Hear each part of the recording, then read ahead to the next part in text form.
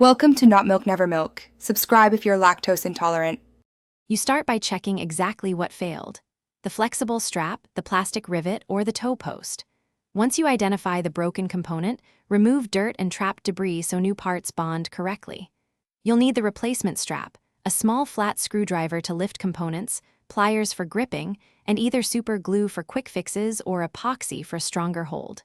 While you work, keep the Crocs steady on a towel so parts don't roll away.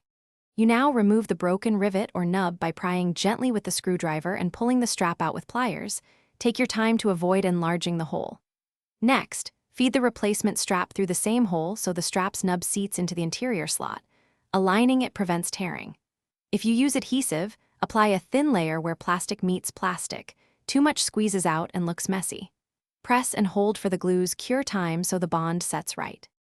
You finish by trimming any excess strap and allowing full cure time. Rushing this weakens the repair. Once cured, test by tugging gently and then wearing the Croc briefly. Make sure the strap seats and feels comfortable.